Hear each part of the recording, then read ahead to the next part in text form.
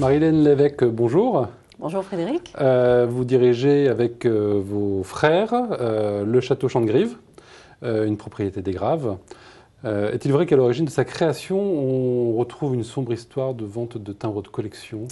Alors, tout d'abord avec mes frères et sœurs, je dirige. Et ensuite, l'histoire n'est pas si sombre que ça, oui, effectivement. Mon père était courtier en vin et mes parents ont acheté 2 hectares en 68 en vendant une collection de timbres qu'il avait débuté à l'âge de 15 ans. Donc l'aventure a commencé avec ces 2 hectares. Ils ont même vendu 15 arts en terrain à bâtir pour se faire un petit peu de trésorerie. Et ils ont commencé les premières vinifications dans le chai du vigneron qui leur avait vendu les 2 hectares. Donc 2 hectares, aujourd'hui 96. Voilà. Donc l'histoire, la route est longue. La route est longue et parcelle après parcelle, ils ont vraiment remembré cette région des Graves. Ils avaient de la chance parce que c'était très très morcelé.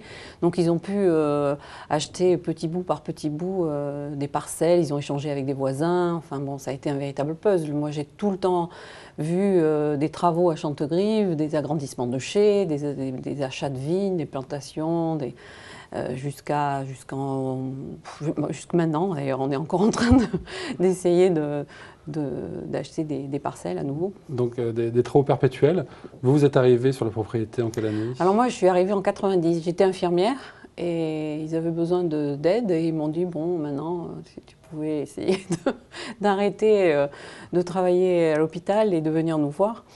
Ça serait mieux que d'embaucher un étranger parce qu'on a toujours eu cet esprit famille et on a toujours voulu conserver ça et c'est actuellement encore le cas d'ailleurs puisque mes frères et sœurs maintenant m'aident chacun selon leurs compétences à diriger cette propriété avec maman qui est encore là. Alors on le disait tout à l'heure, votre domaine aujourd'hui fait 96 hectares.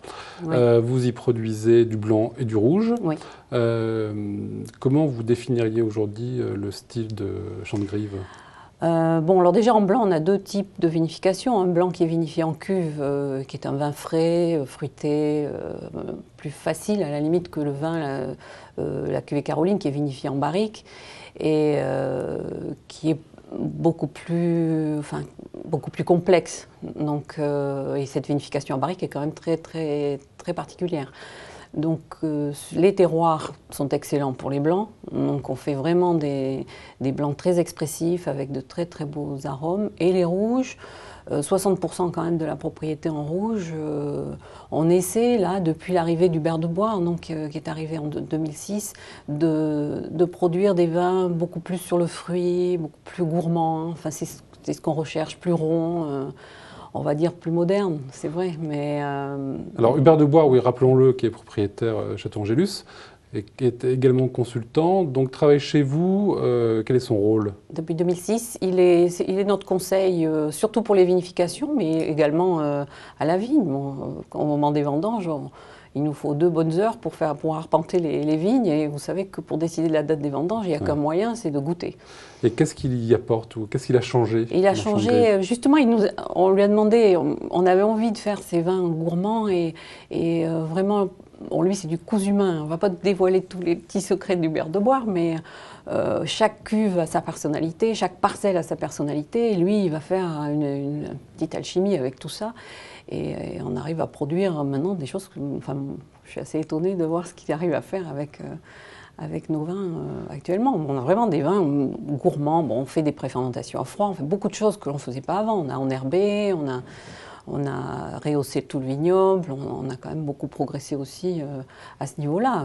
Bien sûr, on fait des vendanges vertes.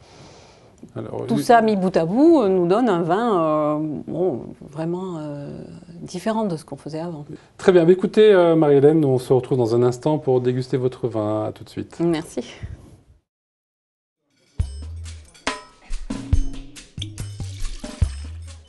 Bon, alors nous allons déguster un Chantegrive, château de Chantegrive en Grave, cuvée Caroline, millésime 2008. Alors le millésime 2008 est un millésime un petit peu difficile parce que juillet-août ont été un peu frais, mais l'arrière-saison et le mois de septembre-octobre ont été des mois très très chauds qui nous ont permis de laisser mûrir les raisins vraiment jusqu'au bout. Nous avons une très belle robe brillante, jaune pâle avec des reflets dorés. Un nez, c'est un vrai bouquet d'agrumes, de pamplemousse, un petit peu légèrement vanillé, petit côté toasté aussi, fruit de la passion.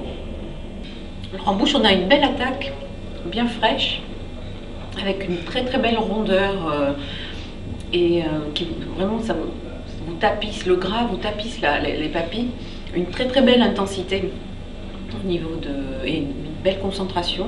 On retrouve ces arômes d'agrumes, de fruits exotiques, un peu de beurre frais que l'on avait tout à l'heure au nez. Et une très très belle persistance en bouche, une belle longueur. Voilà, bonne dégustation.